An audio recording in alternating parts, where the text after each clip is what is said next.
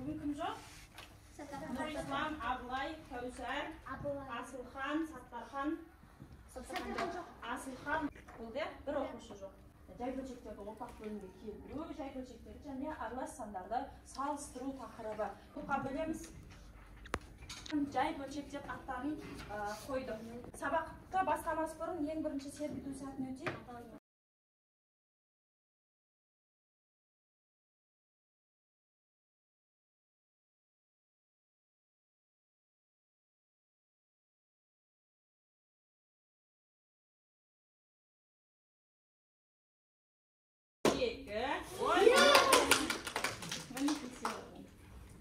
Тағы бір үшінші мүмкіндігін.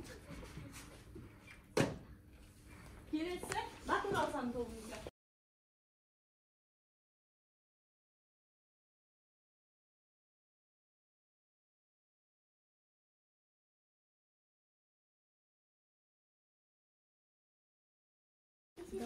Онда бір оқушы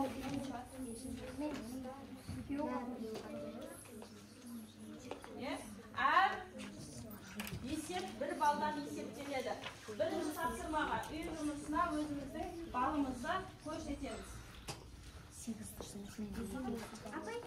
Тапсырмаға қанша бал алдық, соны жазамыз. Бірінші тапсырмаға қанша бал алдық, қанша дұрыс бол. Әр есеп бір балдан есептеледі. 8 есеп бар үй жұмысында, әр қайсысы бір балдан 8 балды құрайды. Жазамыз.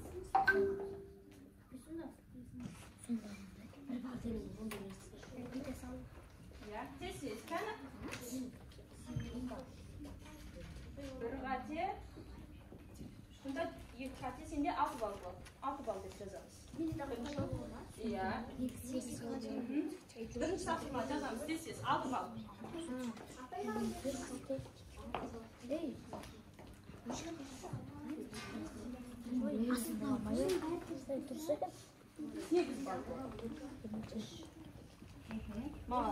Енді бізде өткен тақырыпты қайталау мақсатында үй тапсырмасына қосымша сендерге тест сұрағын дайындап келдім. Топ бойынша бірге белгілейміз. Алғашқы 8 сұрағы. Түсінікті ма? Қайсы дұрыс? А, Б, С, Д, Е. Міне, көріп тұрсыңдар, е? 8 сұраққа дейін берілеміз. А, Б, С, Д, Е. 4 нұсқа берілген. Мына жерге ручкамен домалақтап белгілейміз. Топпен бірге жұмыс істейміз.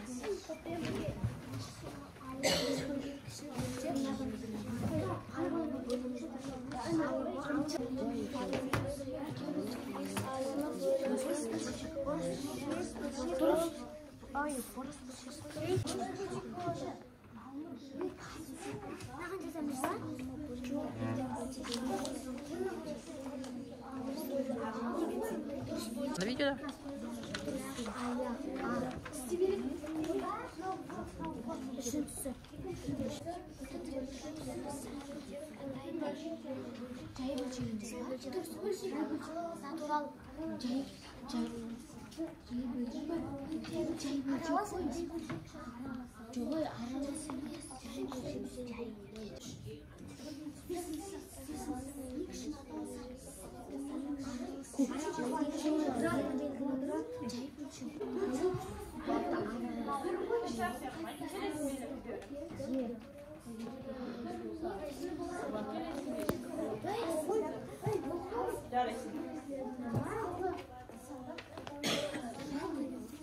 Зичмит программасы арқылы сендерді сұрап, тесттердің нәтижесін шығарып беремін.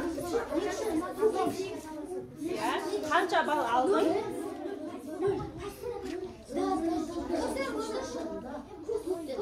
Міне, 8 сұрақтың 7-еуі дұрыс, білім сапасы 87-де 5% шығарып берді. Жарайсыңдар.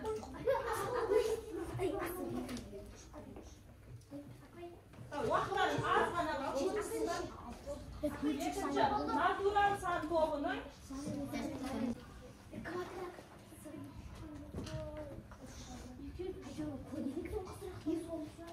8 сұрақтың 5-еуі дұрыс, 62-де 5% болды.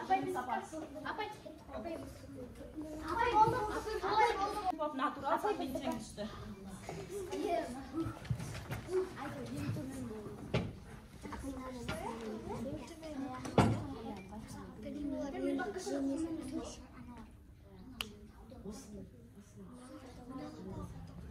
8 сұрақтың 4-еуі дұрыс, 50% көрсет. Жарайсыздар оқушылар. 5 балл, екінші тапсырма береміз 5 балл, 5 балл, 7 балл және 4 балл. Келесі, енді топпен жұмыс істейміз, ары қарай сендердің осы тақырыпты меңгеру мақсатында, толық меңгеру мақсатында тағы және сәйкестендіру әдістерін қолданамыз.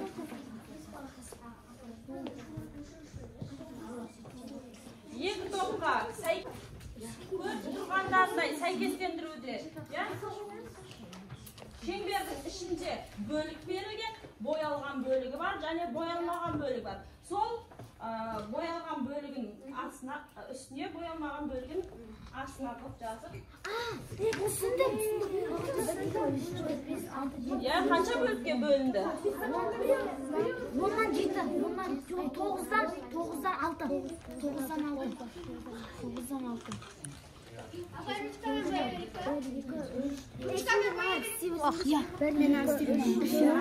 Қазір маркер берем. Маркер берем.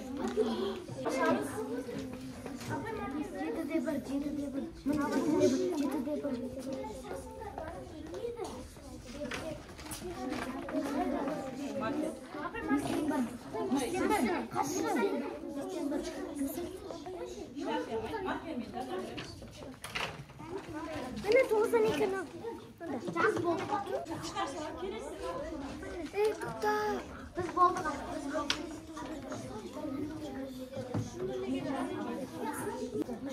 Apay bo'ldi.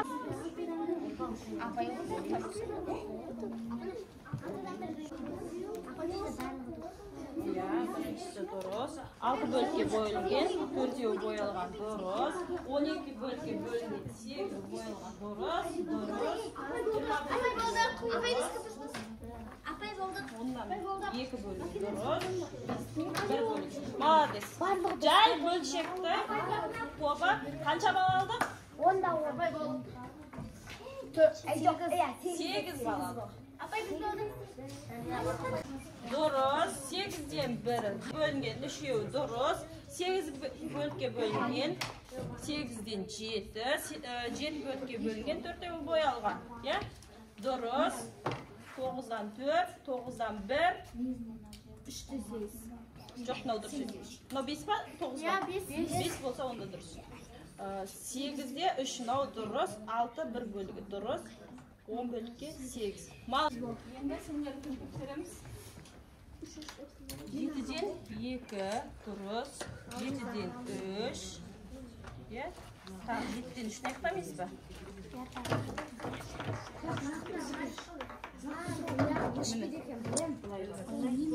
No, birev, 4'evden isteyim керек. Аяқты дұрыстап істейміз. 2, ya? 9'dan 2 demek. Былай істе. Демек бізде былай болды. Демек мыналардың барлығы 4'евден ұсталады. Мынау 6'dan 1 теріс қарап қойдым. Қайтадан құрап шығамыз. 8'den 3. Контейнерсіз болды ма? Жарайсыңдар. Аралас саны 8 балл. Натурал саны тобы да 8 балл. Екінші тапсырмаға 8 балдан қойып қоямыз өзімізге. Үшінші тапсырмаға. Енді келесі оқулықпен жұмыс жасаймыз.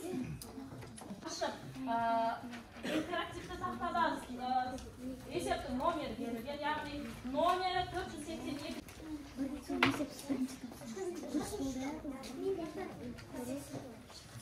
Сіздердің алдарыңызға мынандай әрқайсыларыңызға ақ тақта бердім, есептің жауабын осыған жазып, қол көтеріп көрсетеміз.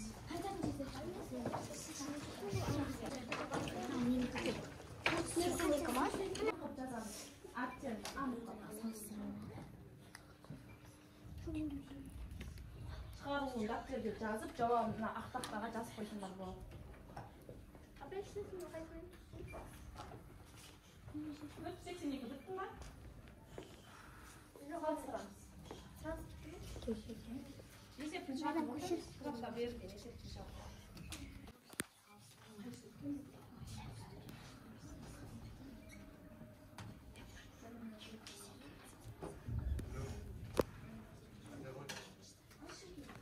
Adamlar çarpma.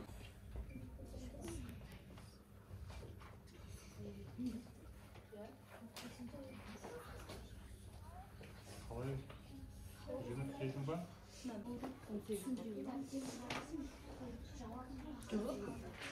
Қосымша тапсырма. Бұда да салыстыру. Болғандарымыз қосымша тапсырма беремін. Апай, наған жазам ба? Жоқ, соған белгілейді. Және дегеннің үстіне басып жазады.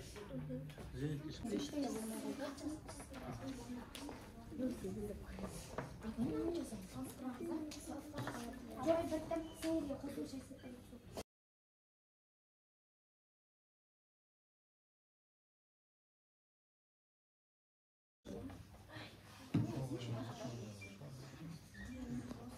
Сегіз, иә? Мына екеуін көретеміз. Сегіз. Демек, 9 үлкен ба, 8 үлкен ба? 9 үлкен. Демек, біздің қоятын таңбамыз осылай.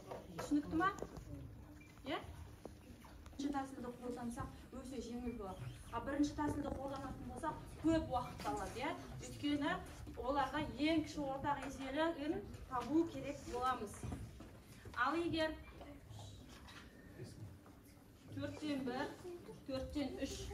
Қарандаш. Бөлімдер қандай? Бөлімдер бірдей саннан құралған, е?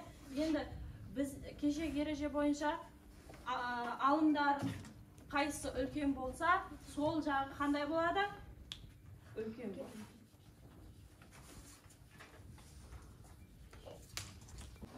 Парақтарымыз көрсетеміз, я? Жәмиләмді. Дұрыс.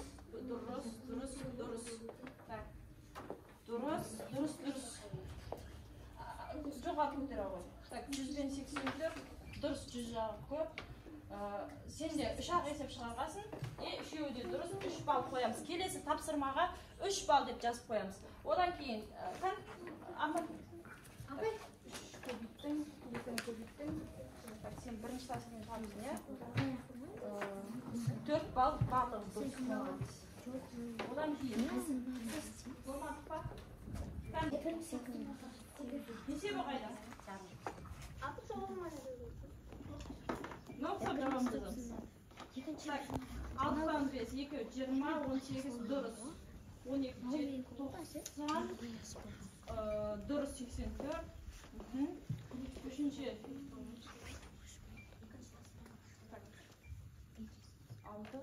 6-тан 5, мұна жерде. 6-тан 5 пен 7-тен 2. Салған кезде қайсы үлкен болады? Шеңберге салып бөлшекті құрастырған кезде.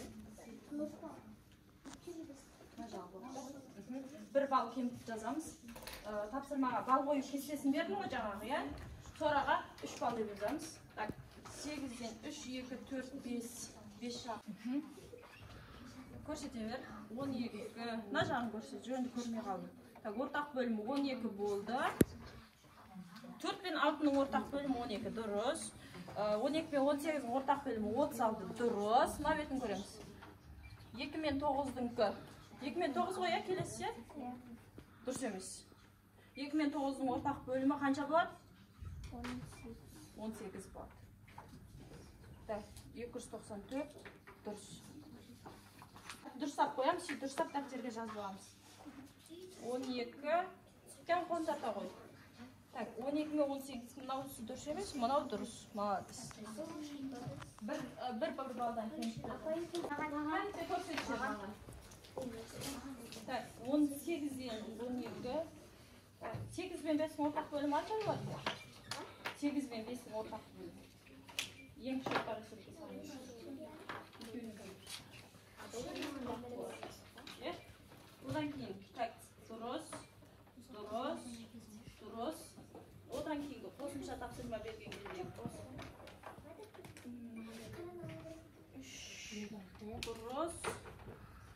Одан кейін қосымша тапсырма.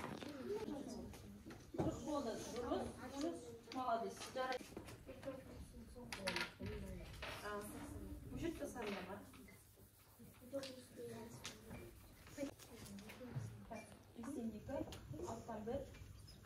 8 өткен болды маған.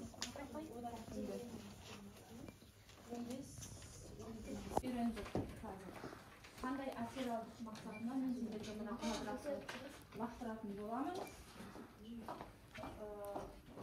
Қай беті квадраттың қай беті жоғарыға түссе, сол сұраққа жауап береміз, иә? 4-тен 3 65.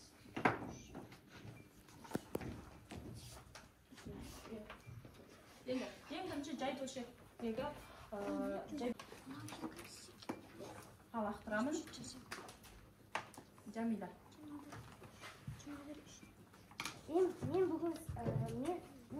Маған бүгінгі сабақта ұнағаны осы бөлшектерді теңдестіру және де 482-ші есептегі 482-ші есептегі бөлшектерді теңдестіру мақсатындағы екінші амалы.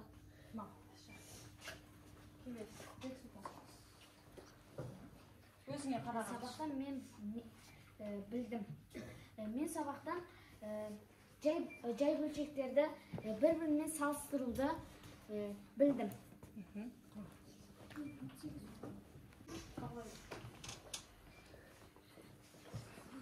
Балдарыңды қорытындылап қойыңдар мен. Мен бүгінгі сабақта қиналдым. Мен бүгінгі сабақта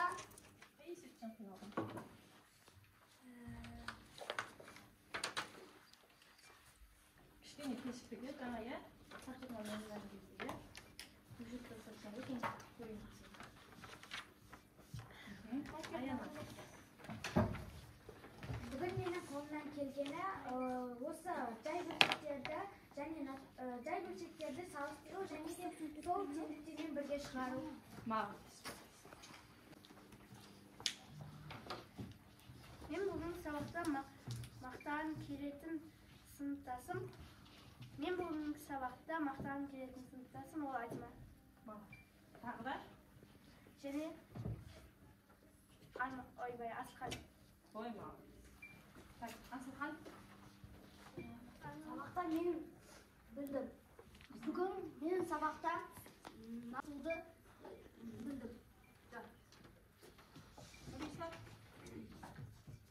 Маған бүгін сабақта ұнағаны ол осы натал санмен осы натал сандарды салыстыруды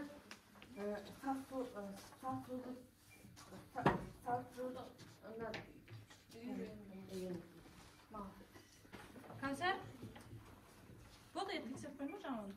Сабақтың мен